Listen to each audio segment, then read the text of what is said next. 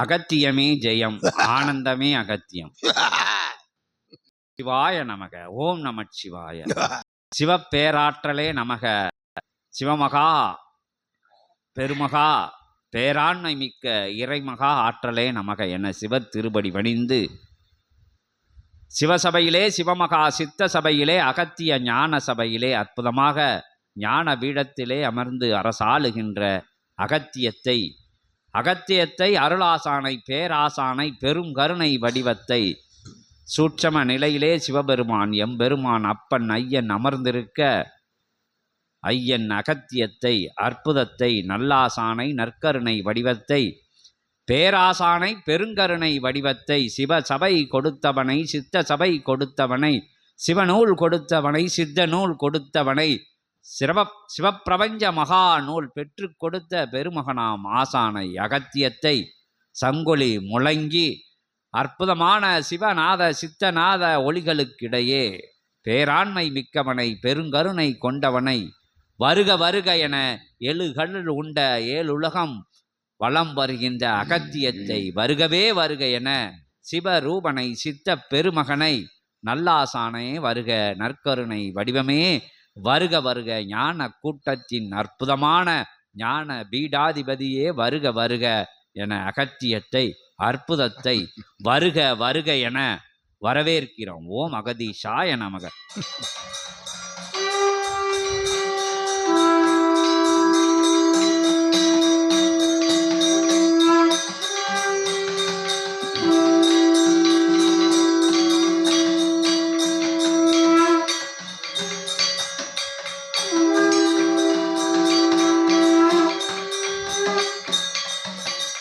ஓம் அகதீஷாய நமக. ஓம் அகதீஷாய நமக. ஓம் அகதீஷாய நமக.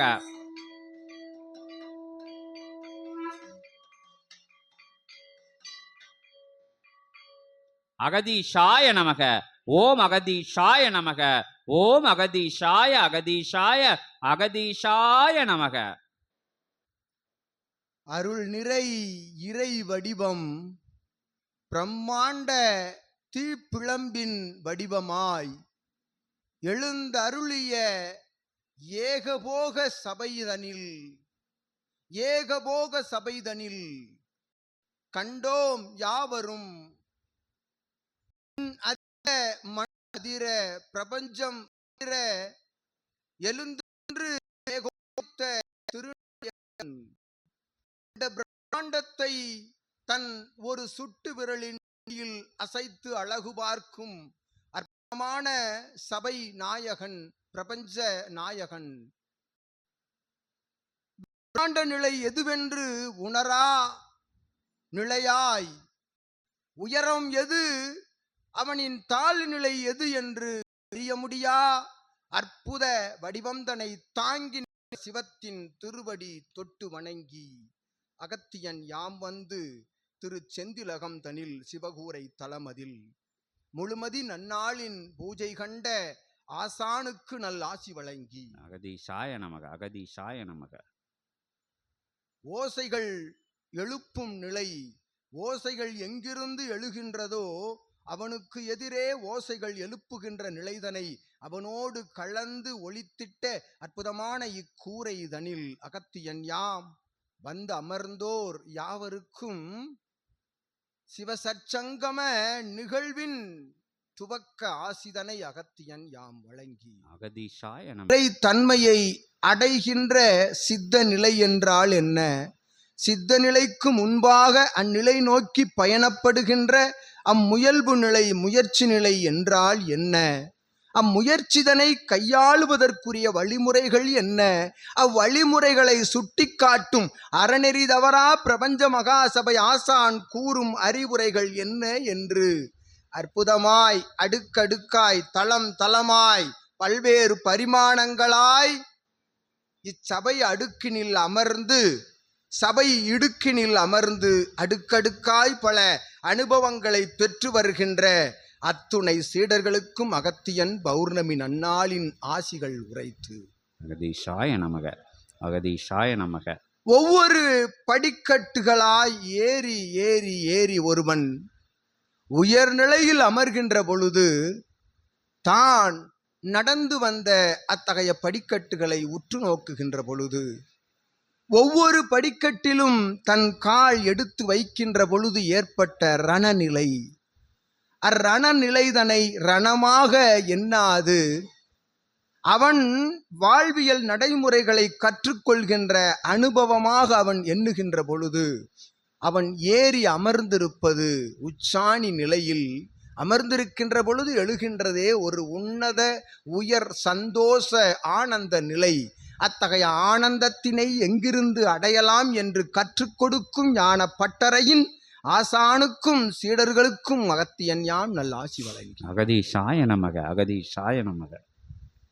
சொல்லிக் கொடுப்பவன் கற்றுக் கொடுப்பவன் கற்றுக்கொண்டு வருகின்றான், கற்று கொண்டு வருகின்றான்.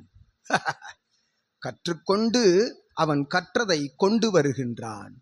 அவன் கொண்டு வருகின்ற பொழுது அவனை சார்ந்தோர், அவனை நாடுகின்றோர் அவனிடம் இருந்து அள்ள அள்ள எடுக்க எடுக்க குறையாத அத்தகைய கற்றலின் இனிமை வார்த்தைதனை அவனுக்கு சிவம் உள்ளிருந்து ஒவ்வொன்றாய் எடுத்து கூறுகின்ற அந்நிலை தன்மை கொண்ட ஆதி கைலாய சிவசூட்சம நூலுக்கு முன்பாக அமர்ந்திருக்கும் யாவருக்கும் அகத்தியன் நல்லாசி வழங்கு. அகதீஷாய நமக, அகதீஷாய நமக.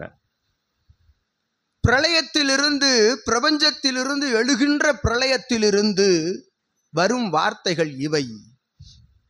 இவனுக்கு பின்னாலோ அவனுக்கு பின்னாலோ எழுதி வைத்து அழகு பார்த்து வடிவமைக்கப்பட்ட வார்த்தைகள் அல்ல. இவ்வார்த்தைகள் சிவம் உரைத்த அடுக்கடுக்கான ஆசி மொழிகளுக்கு உள்ளிருந்து வருகின்ற உரை நிலைகளாகும். இது அறுபடையின் ஆற்றலை ஒன்றாக்கி எழுபடையாம் அழுதமலையை இணைத்து வைத்து அமர்ந்திருக்கும் மாசு மறுவில்லா அவன் தேரோடு வந்து அமர்ந்திருக்கின்றானே, அத்தகைய திருமுருகனுடைய உடல் சரீரங்களிலிருந்து எடுக்கின்ற தமிழ் நிலையின் வார்த்தைகளாகும்.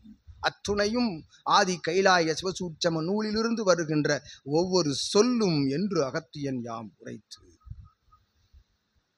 இச்சொல் மூலமாக பெறுகின்ற அறிவுரைகள் ஆசியுரைகள் இருக்கின்றதே, அது எங்கும் கேட்கா காண ஒண்ணா காட்சிகளாகும், அது உரைகளாகும். ஓர் மானிடனை அவனுக்குள்ளிருந்து திருத்துகின்ற அற்புதமான வழிமுறையை கற்றுக் கொடுக்கின்ற சபையாகும் இச்சபை. கற்றுக்கொண்ட சபை அவனுக்கு கற்றுக் கொடுக்கின்ற சபை. அவனுக்குள்ளிருந்து அவனை திருத்துகின்ற அற்புதமான ஆசி உரைகளை ஒலிக்கும் சபையாகும் இச்சபை. அகத்தியனோடு தொடர்பு படுத்தி சித்தன் அகத்தியனோடு வருவோர்களை தொடர்பு படுத்தி அத்தொடர்பின் மூலமாக நீர் அகத்தியனை தெரிந்து கொள், சித்தத்தை தெரிந்து கொள், சிவத்தை அறிந்து கொள் என்று அவன் காட்டுகின்ற வழிதனை இறுக பிடித்து செல்பவன் இவன் ஒரு பாதை அவன் ஒரு பாதை சென்று கொண்டிருந்த பொழுதும் இருவரும் சூட்சமத்தில் ஓர் சிவப்பாதை நோக்கி சென்று கொண்டிருக்கின்றார்கள் என்று அகத்தியன் உரைக்கின்றோம். ஒவ்வொரு மானிடனும் அவனவன் தன்மைக்கு தகுந்தவாறு, அவனவனுடைய பூர்வ ஜென்ம புண்ணிய நிலைக்கு தகுந்தவாறு அவன் பயணப்படுகின்ற பொழுது அவனை இறுக பிடித்து இழுத்து அழைத்து அவன் தடுமாறுகின்ற போது அவனை தட்டி கொடுத்து ஒன்றாக அமர வைத்து ஆசான் அமர வைத்து அழகு பார்க்கும் அற்புத சபையாகும் இச்சபை. அவன் தட்டுகின்ற பொழுது வழி போன்று ஏற்படும், ஆனால் அவன் கொடுக்கின்ற பொழுது அவ்வழியை காட்டிலும் அற்புதமான வாழ்வியல் வழிகளை கற்றுக் கொடுப்பான். அவன் அடிக்கின்ற பொழுது நேர்கின்ற வழி அல்ல, அவன் காட்டுகின்ற வாழ்வியல் வழி இருக்கின்றதே, அதுவே நல் வழி என்று அகத்தியன் யாம் உரைத்து அந்நல் வழிதனை கற்றுக் கொடுக்கும் வழிபாட்டு முறைகளை கற்றுக்கொள்ளும் சபை இச்சபை என்று அகத்தியன் உரைத்து அமர்ந்திருக்கின்றோம். சற்சங்கம நிகழ்வு அகத்தியனாய் ஆன்ம ரீதியான ஆன்மீக ரீதியான வருகின்ற சிற்சில சந்தேக நிலைகளை தீர்த்து வைக்க சித்தர் படைகள் அமர்ந்திருக்கின்றார்கள். எம் ஐயன் உங்களது ஆசான் சிவம் அமர்ந்திருக்கின்றார். ஒன்றாக அழகு பெற ஆற்றல் கொண்ட இச்சபைதனிலே உரைத்து அமர்ந்திருக்கின்றார் சிவம். அவனோடு இணைந்த அற்புத ஆற்றல் தேவியர்கள் எல்லாம், ஆற்றல் கொண்ட தேவியர்கள் தேவர்கள் முப்பெரும் ஆற்றல் எல்லாம் ஒன்றாக அமர்ந்திருக்கின்றன. வேத புத்தகம் தன் கைகளில் வைத்து நாள் திசையும் கண்டுகொண்டு நாள்புறமும் வேதங்களை கற்றுக் கொடுத்து அவ்வேதங்களுக்குள் இருக்கக்கூடிய நுண்ணிய நுணுக்கம் கொண்ட அற்புதமான அறிவுசார் மொழிகளை கற்றுக் கொடுக்கும் பிரம்மதேவன் அமர்ந்து உரையாடும் ஆதி கைலாய சிவசூட்சம நூலில் அவன் வேத நூல் உள் அமைந்துள்ளது என்று அகத்தியன் உரைத்து, அத்தகைய வேதம் கற்றுக் கொடுப்பது என்ன? அத்துணை சமய வேத நூல்களும் கற்றுக் கொடுப்பது என்ன? அது சமயமே தவிர அதில் இருப்பது மாயை அல்ல. அது சமயம், அது மாயம் அல்ல. அவ்வப்பொழுது எழுகின்ற அவரவர்கள் ஊழ்வினைகளால் எழுகின்ற அத்தகைய பூசல்களால் உருவாக்கப்பட்ட சமயங்களே தவிர அது வெறும் மாயம் என்று அகத்தியன் உரைத்து, ஒரு நிலை அது பெருநிலை, அது பெருமகா பிரபஞ்ச பஞ்சபூத சிவநிலை ஒன்றே. அதனின்று பிரிந்து சென்ற அற்புதமான ஆற்றல்கள் எல்லாம் அவரவர்கள் வடிவமைத்து அமர வைத்து அழகு பார்க்கின்ற நிலை, அத்துணையும் எங்கு செல்கின்றது? அத்துணை ஆற்றலும் எங்கு செல்கின்றது? ஒரு நெற்றிக்கண் ஜோதியில் சென்று தஞ்சமடைகின்றது. அத்தகைய நெற்றிக்கண் ஜோதியிலிருந்து எடுக்கப்பட்ட ஆதி கைலாய சிவசூட்சம நூலுக்குள் அத்துணை சமய வேத விற்பனர்கள் எல்லாம் ஒன்றாக வந்து ஆசி கூறி அழகு பார்க்கும் அற்புத சிவசூட்சம நூலாகும் இந்நூல் என்று அகத்தியன் உரைத்து ஆற்றலாய் அமர்ந்திருக்கின்றோம். அவரவர்களுக்குரிய நல் ஆன்மீக ரீதியான வினாக்களை சித்தனோடு இணைந்து உரைத்து ஆற்றல் கொண்ட முழுமதி நன்னாளின் நற்கதி மோட்சகதி அடைய வேண்டி நிற்கின்ற ஆன்மாக்களினுடைய அற்புத ஆற்றலும் ஒன்றாக உள் நுழைந்து சற்சங்கம நிகழ்விலே கலந்து கொண்டுள்ளன.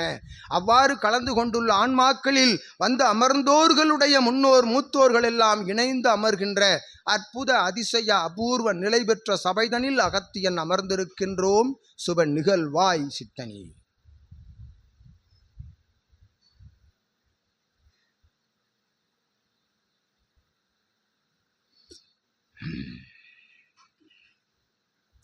ஜனார்த்தனன் கோவை. அதாவது நீங்கள் குருவிற்கு பணி செய்வது சீடர்களுக்கு அதனால் ஏற்படும் பயன் அப்படின்னு எழுதியிருக்கிய. குருவிற்கு பணி செய்வதால் சீடர்களுக்கு ஏற்படும் மேன்மை அப்படின்னு கேட்பாங்க அகத்திய பெருமான்கிட்ட. பயன் கேட்க வேண்டாம், மேன்மைன்னு கேட்போம். குருவிற்கு பணி செய்யும் சீடர்களுக்கு ஏற்படும் மேன்மை என்ன அப்படின்னு மாற்றி எழுதிக்கிறோம். அதை அவர் திருவடியில சமர்ப்பணம் செய்வோம்.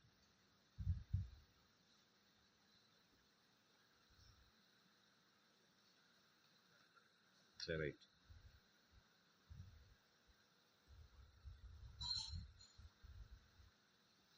குருவின் திருவடி பணிந்து, மகா குருவின் திருவடி பணிந்து, மகத்துவம் மிக்கவரின் திருவடி பணிந்து, அகத்தியத்தின் திருவடி பணிந்து, கோவையைச் சேர்ந்த ஜனார்த்தனன் என்பவர் தொடுத்த வினா, குருவிற்கு பணி செய்வதால் சீடர்களுக்கு ஏற்படும் மேன்மை என்ன அப்படின்னு அவர் கேட்ட கேள்வி அப்படி லைட்டாக மாற்றி அகத்திய பெருமான் திருவடியிலே சமர்ப்பணம் செய்கிறோம். ஓம் அகதீஷாய நமக.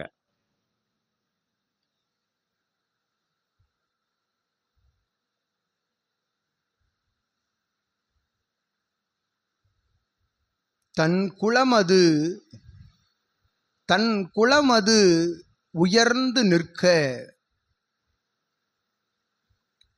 அக்குலத்தில் பிறந்தோன் உயர்நிலை கொண்டிருக்க,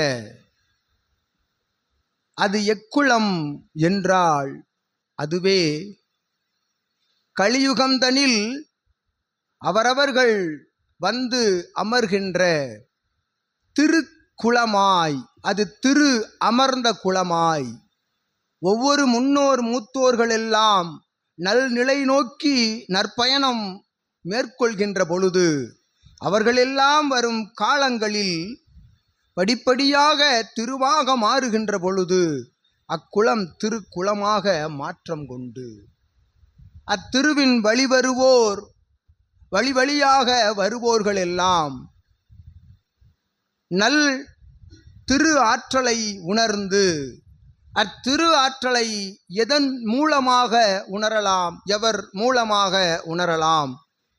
திரு எங்கிருக்கின்றது என்று தேடி அலைகின்ற பொழுது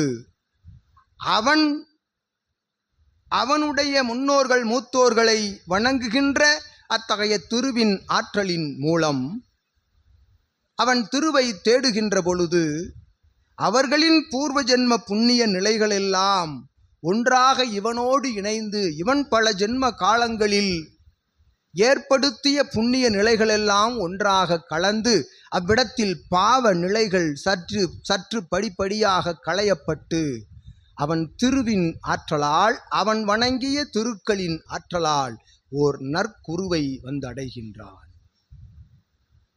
அவ்வாறு ஓர் நற்குரு, வாழும் குரு, வாழ்கின்ற நிலையில், தான் வாழ்ந்து கொண்டிருக்கின்ற நிலையில், கலியுகத்தில் இவ்யுகத்தில் ஒரு குருவானவன் பல்வேறு நிலை பெற்ற வடிவங்களோடு பல்வேறு நிலை பெற்ற எண்ண அலைகளோடு ஓட்டங்களோடு அவன் கற்றுக்கொண்ட அவனவன் கற்றுக் கொடுத்த அத்தகைய வேத நிலைகளோடு ஆன்ம ஈக நிலைகளோடு வாழும் குரு ஆங்காங்கு நிலை பெற்றிருக்கின்றார்கள்.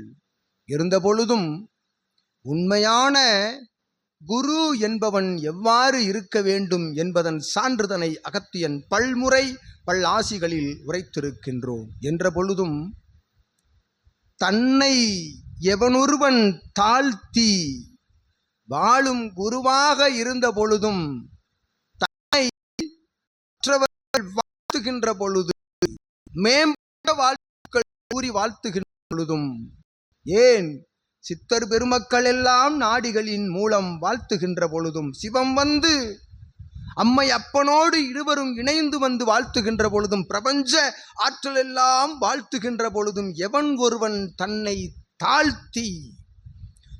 தாழ்த்தி அவர்கள் திருவடி ஒன்று மட்டுமே வேண்டும் என்று இறுக பிடித்து எவன் ஒருவன் திருவின் கால்களை பிடித்து உழன்று கொண்டு அமிழ்ந்திருக்கின்றானோ அவனே உண்மையான வாழும் குரு என்று அகத்தியன் யாம் உரைத்து, அவ்வாறு தன்னை நோக்கி வருகின்ற வாழ்த்துக்களை எல்லாம் பிரபஞ்சத்தின் காலடியில் சமர்ப்பித்த ஓர் வாழும் குருவினை பெற்ற நற்சீடனே அகத்தியன் யாம் நல் ஆசி வழங்குகின்றோம்.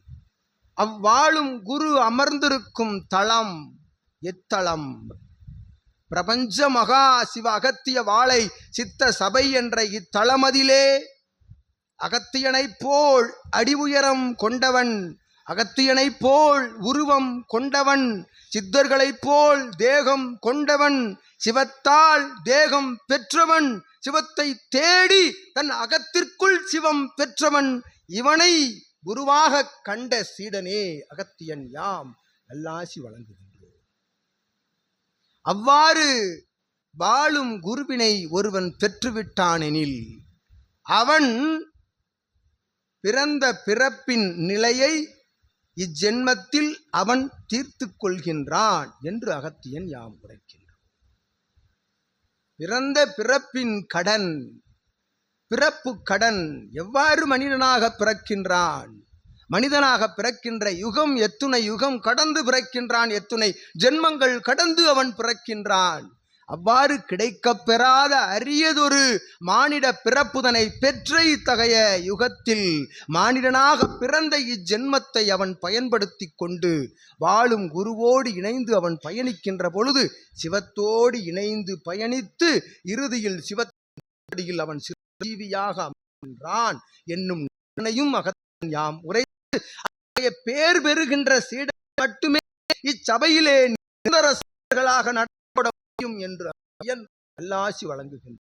அவ்வாறு நற்சீடனை பெற்ற குருவுக்கு ஆற்றுகின்ற பணி, அக்குருவுக்கு ஆற்றுகின்ற பணி, குரு குலத்திற்கு ஆற்றுகின்ற பணி, ஒரு சிறு பணியை அதை அர்ப்பணிப்போடு சரணாகதியோடு பலன் எதிர்பாராது சிவத்திற்கு செய்கின்ற அற்புதமான பணி என்று அவன் ஆற்றுகின்ற திருப்பணி இருக்கின்றதே, அதுவே குருவுக்கு ஆற்றுகின்ற பணி என்று அகத்தியன் உரைத்து, அக்குருவுக்கு ஆற்றுகின்ற பணி என்பது என்ன?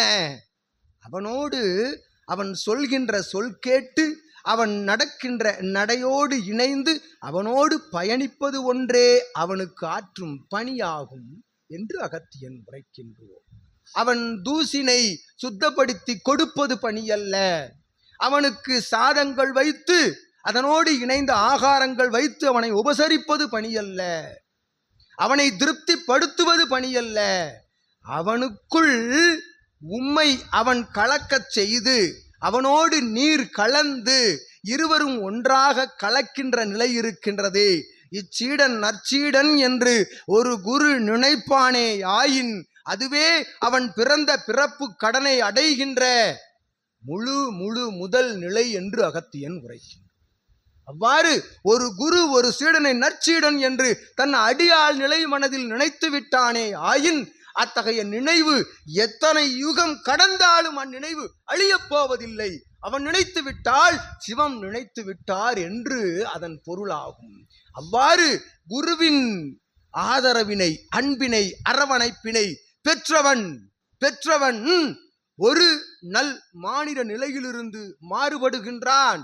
அவன் இவனுக்குள் கலந்து சிவத்திற்குள் கலக்கின்ற பொழுது அவன் சித்தனாகின்றான் என்று அகத்தியன் உரைக்கின்றோம். அவ்வாறு அவனோடு பிரபஞ்ச மகா சபையிலே ஆற்றலோடு அவன் சொல்கின்ற சொல் கேட்டு நடக்கின்ற நடையை ஒன்றாக நடந்து நடக்கின்ற இணையான அத்தகைய பயணம் இருக்கின்றது. அது சிவத்தோடு சென்று கொண்டிருக்கின்ற பயணம். அவ்வாறு சென்று கொண்டிருக்கின்ற பொழுது மேன்மை என்பது என்ன? மேன்மை என்பது என்ன? அந்நடையே மேன்மையான நடை. அவன் உள்ளிருந்து ஒரு சொல் எழுகின்றதே உமை வாழ்த்தி, அது மேன்மையான சொல், அது மேன்மையான ஆசியாகும். அது சிவத்தின் திருவாயிலிருந்து கிடைக்கப் பெறும் ஆசியாகும். அவ்வாறு நீர் பணி செய்கின்ற பொழுது உமை சார்ந்தோர், உமை காண்போர், இகலோகத்தில் உம்மோடு இணைந்தோர்லாம் நீர் அடிபணிகின்ற பொழுது அவர்கள் அனைவரும் உமை சிரசு மேல் வைத்து அழகு பார்த்து உம்மிடம் அடிபணிவார்கள் என்று அகத்தியன் உரைக்கின்றார். பிரபஞ்ச மகா சபையினுடைய சீடன் என்ற ஒரு தகுதி பிரபஞ்சத்தை ஆளும் தகுதியாகும்.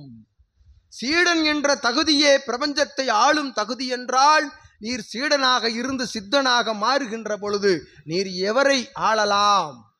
நீர் யாரை ஆளலாம்?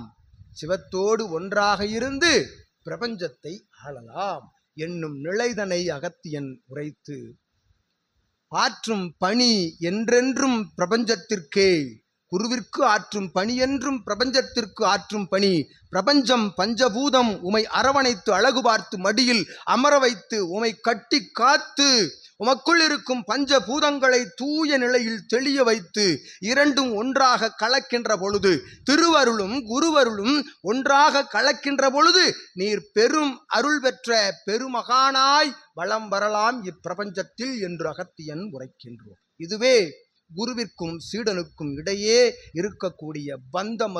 அது பந்தம் என்றால் எரிந்து கொண்டிருக்கும் அற்புதமான தீப்பிழம்பாக எரிந்து கொண்டிருக்கும் பந்தம் போன்றது. அது எங்கு அமர்ந்த பொழுதும் சீடனின் சரீரத்திற்குள்ளிருந்து எழுகின்ற எண்ண அலைகளை கண்டுகொள்வான் குரு. அதுகாரும் அதுபோல குருவின் எண்ண அலைகளை கண்டுகொள்வான் சீடன் என்று அகத்தியன் உரைத்து, இது பிரபஞ்ச தொடர்பு, பஞ்சபூத தொடர்பு. ஈருடலாக இருந்த பொழுதும் ஒரு உயிராய் சிவம் மாறி இருவரையும் இணைக்கின்ற அற்புதமான அந்நிலை குருவிற்கும் சீடனுக்கும் இருக்கக்கூடிய சூட்சம பந்தம் என்று அகத்தியன் உரைத்து, அப்பந்தத்தினை ஏற்படுத்தி கொள்ளுகின்ற வழிமுறைகளை கற்றுக் கொடுக்கும் ஞான சபையில், ஞான பட்டறையில் சீடர்களாக வலம் வருவோர் யாவருக்கும் அகத்தியன் யாம் நல் ஆசி வழங்கி அமர்ந்திருக்கின்றோம். யாம்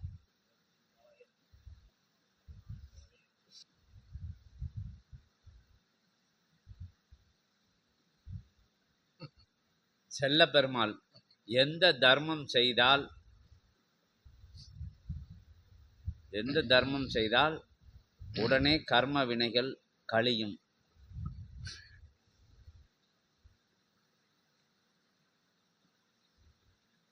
குருவின் திருவடி வணிந்து திருத்தால் வணிந்து செல்லப்பெருமாள்ங்கிற சபை தொடர்பாளர் தர்ம எத்தனையோ வகை தர்மம் இருக்குது. எந்த தர்மம் செய்தால் உடனே கர்ம வினை அழியும் குறையும் அப்படிங்கிற மாதிரி கேட்டிருக்காங்க. அதுக்கு அற்புதமாக திருவின் திருவடியிலே சமர்ப்பணம் செய்யும்.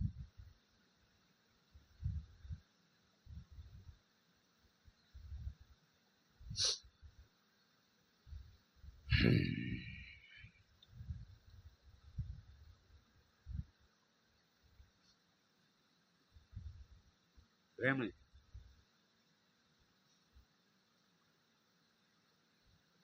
அதி உன்னத உயர் சித்த நிலை அரசாளும் பிரபஞ்ச மகாசபையில் நேர்நிலையோடு நேர்கொண்ட நிமிர் நடைபோடுகின்ற அற்புத நிலையோடு தேவர்கள் மிடுக்கோடு அரசாளும் சிவசபையில் தேவர்களின் தலைவன் இந்திரன் அமர்ந்து இயல்பு கொடிமரத்தில் தவம் காணும் தவ சபையில் தேவ சபையில் அகத்தியன் உள்ளிட்ட 14 சித்தர்கள் அமர்ந்து சிவத்தை வணங்கி சிவத்திடம் உள்ள ஆற்றல் தனை தான் பெற்று வருவோர்களுடைய சுகபோக நலன்களுக்காக இகலோக நிலைகளுக்காக அவர்களுக்குரிய ஆசி முறைகளை வழங்கி இகலோக நிலைகளில் நடை போடுகின்ற பொழுது அவர்கள் மூலமாக கலியுக மாற்றம் என்னும் அற்புத மாற்ற நிகழ்விற்கு அவர்களை தயார் நிலைப்படுத்துகின்ற அற்புத சிவசேனைகள் அமர்ந்த சபைதனில் ஆற்றலாய் அகத்தியன் யாம் நல் ஆசிகள் அப்பேறுதனை பெறுகின்ற யாவருக்கும் நல் ஆசி வழங்கி இச்சபை நோக்கி வந்து அமர்ந்த பறைசாற்று நிலை சாதனங்களின் மூலமாக பெற்ற அறிவுரை வாழ்வியல் செயல்முறை நடைமுறைகளை அகத்தியன் உரைமொழிகளாக கேட்டு வந்து அமர்ந்து 2 தினங்களாய் சிவசபையினுடைய மாண்பினையும் சிவசபை ஆசானினுடைய அறிவுரைகளையும் ஆற்றலாய் அவ்வப்பொழுது ஒவ்வொரு அறிவுரைகளும் நேர்நிலை கற்றுக் கொடுக்கின்ற ஒரு கசப்பு உணவு போன்று இருந்த பொழுதும் அதன் நிலைதனை உணர்கின்ற பொழுது இனிய நல் இகலோக வாழ்விற்குரிய ஆற்றல் அது இனிய நல் இகலோக வாழ்விற்குரிய ஆற்றலாக அது இருந்த பொழுதும் பரலோக நிலை காணுகின்ற அற்புதமான வழிமுறை என்று உணர்ந்து சித்தனோடு பயணிக்கின்ற சீடர்களின் வரிசையில் நற்சபை தொடர்பாளனாய் வந்து அமர்ந்திருக்கின்ற உமக்கு அகத்தியன் நல் ஆசி வழங்கி ஏற்றம் கொண்டு எழில்நிலையாய் நடைபெறும் முழுமதி நன்னாளின் பூஜை முறைகளில் கலந்து அபிடேக நைவேத்திய ஆராதனை நிகழ்வுகளில் கலந்து தவ நிகழ்வோடு இணைந்து சித்தனோடு இத்தகைய பிரபஞ்ச மகா சபைதனிலே தவமிருக்கின்ற பாக்கியம் பெரும் பாக்கியம். சித்தன் ஒருவன் மானிடனாய் அமர்ந்து தவமிருக்கின்றான் என்று உணராது அவனுக்குள் பிரபஞ்ச ஆற்றல் தவம் இருக்கின்றது, அவனோடு யாம் சிவத்தோடு இணைந்து தவம் இருக்கின்றோம் என்கின்ற நினைவோடு தவம் இருக்கின்ற அத்துணை சீடர்களோடு சீடர்களாய் அமர்ந்திருந்த உமக்கு அகத்தியன் நல் ஆசி வழங்கி எத்தகைய தர்மம் இழைத்தால் எத்தகைய தர்மத்தில் ஈடுபடுகின்ற போது கர்ம வினை குறையும், கர்ம வினை அகலும் என்று வினா தொடுத்த சபை தொடர்பாளனே சீடனே. ஆற்றல் கொண்டு இச்சபையினை நாடி வந்த சீடன் சொல் கேட்டு அவன் காட்டுகின்ற அற்புதமான அத்தகைய சாதன நிலைகளின் மூலம் வருகின்ற ஆசி முறைகளை கேட்டு அமர்ந்து நல்வழியாய் வந்து அமர்ந்திருக்கின்ற சீடனுக்கு அகத்தியன் நல் ஆசி வழங்கி இதுவே கலியுக மாற்ற நிகழ்விற்குரிய முதல் நிலை. தான் அறிந்த பிரபஞ்ச மகா சபை போன்ற அற்புதமான இச்சபையின் நெறிமுறைகளை கற்றுக் கொடுக்கும் ஆதி கைலாய சிவசூட்சம நூலிலிருந்து வருகின்ற ஆசி முறைகளை ஒருவனுக்கு இழைத்து அவன் செவிகளுக்கு கொடுத்து அவனை சபை நோக்கி பயணப்பட வைத்து அவன் மூலம் கலியுக மாற்ற நிகழ்விற்குரிய அற்புதமான முயற்சிகளை மேற்கொள்ளும் உமக்கு அகத்தியன் நல் ஆசி வழங்கி இருவரும் இணைந்து வந்த நற்சுவடு மாறாது சுவடியின் முன்பாக இருந்து நாடிதனை கொண்டு இந்நாடியின் நாடி பிடித்து அற்புதமாய் உள்ளுக்குள் உணர்ந்து கொண்டிருக்கும் இருவருக்கும் அகத்தியன் நல் ஆசி வழங்கி தர்மம் ஒரு தர்மம், இரு தர்மம், 3, 4 தர்மம் என்பது அல்ல. அது எண்ணிக்கையில் அடங்கா நிலை. எண்ணிக்கை என்பது, தர்மம் என்பதே ஒரு சொல், ஒரு தன்மை, ஒரு வடிவம். அது ஒரு முறை செய்வது, இருமுறை செய்வது, ஒரு தர்மம் செய்வது என்பது அது நிறை கொண்ட வார்த்தை அல்ல. எத்தகைய தர்மம் செய்துவிட்டால் கர்மவினை அகன்றுவிடும், அதன் பிறகு தர்மம் செய்யாது அமர்ந்து விடலாமா, அல்லது கர்மவினை நம்மை அண்டாமல் இருந்து விடுமா என்பது அல்ல. கலியுகத்தில் சூட்சமமாய் தர்மம் என்பது தான் இக்கலியுகத்தில் இருக்கின்ற காலம் வரை, தான் ஆன்மாவோடு இவ்வுடல் இணைந்து பயணிக்கின்ற காலம் வரை,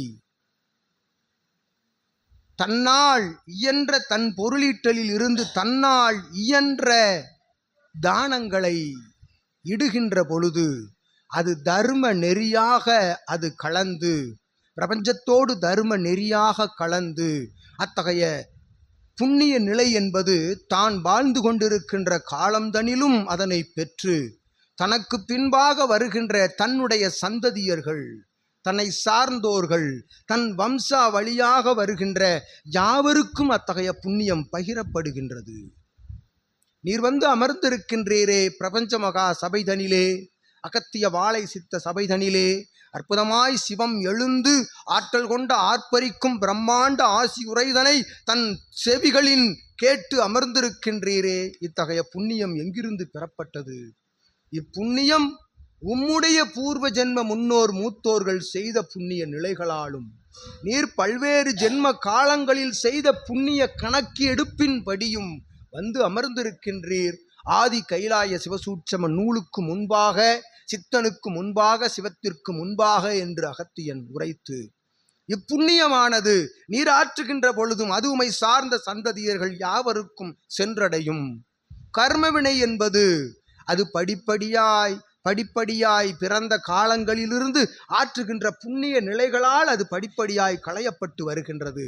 சென்று வணங்குகின்ற, உண்மையோடு சென்று வணங்குகின்ற ஆலயங்கள், இதுகாரும் நீர் ஈர்ந்திட்ட தான தர்மங்கள், இதுகாரும் ஈர்ந்திட்ட அன்னதான கொடைகள், இதுகாரும் நடந்து வந்திட்ட பயணங்கள், பல்வேறு ஆலயங்களுக்கு சென்று வந்த பயணங்கள், இவை அனைத்தும் ஒட்டுமொத்த புண்ணிய நிலையாய் ஒரு உருப்பெற்று, அது வலுப்பெற்று ஓர் அற்புதமான சிவ புண்ணிய வடிவமாக அது வலுப்பெற்று உம்மோடு அது சேர்ந்திருக்கின்ற பொழுதே நீர் பிரபஞ்ச மகா சபையோடு வந்து இணைந்திருக்கின்றீர் என்று அகத்தியன் உரைத்து, அவ்வடிவம் தன்னை தாங்கி இருக்கும் நீர் இனி வரும் காலங்களிலும் சிவசபையோடு தொடர்பு கொண்டு ஆற்றலாக தன்னால் இயன்ற தர்ம நிலைகளை, ஒரு பசுவிற்கு, ஒரு கோமாதாவிற்கு ஒரு கனி ஈந்து அதன் பசி ஆற்றுகின்ற பொழுது அது அசை போடுகின்றதே, அற்புதமான அதன் நாவ் அசைகின்ற பொழுது, உடல் அசைகின்ற பொழுது, உள்ளுக்குள் அது சென்று அதனை குளிர்விக்கின்ற பொழுது பஞ்சபூதங்களும் குளிர்ந்து அற்புதமான அத்துணை ஆற்றல்களும் தான் பசி அடங்குகின்ற அவ்வாற்றல் பசியாறுகின்ற பொழுது பெறுகின்ற புண்ணிய நிலை இருக்கின்றதே, அதற்கு ஈடு இணை நிலை எதுவும் இல்லை என்று அகத்தியன் உரைத்து, அவ்வாறு அத்தகைய தர்ம நிலைகளை தொடர்ச்சியாக கையாண்டு, இது அது என்ற நிலையில்லாது எதனை தானமாக வழங்க முடியுமோ அதனையெல்லாம் தானமாக தர்ம நெறியோடு வழங்கி, உண்மை நிலையில் சரணாகதி அடிபணிவோடு அற்புதமாய் எவரோடு உரையாடுகின்ற பொழுதும் தன்னுரை உயர் உரை என்ற நிலைக்குள் செல்லாது, அது இறை உள்ளிருந்து உரைக்கின்ற உரையாக உரைதனை அமைதியாக யாவருக்கும் அதனை கற்றுக் கொடுத்து, தானும் அமைதி நிலைதனை கடைப்பிடித்து சாந்த சொரூபியாக நடை போடுகின்ற பொழுது தானம் தர்ம நெறியாக அது மாறி உமை புண்ணிய நிலைகள் வந்தடைந்து கர்ம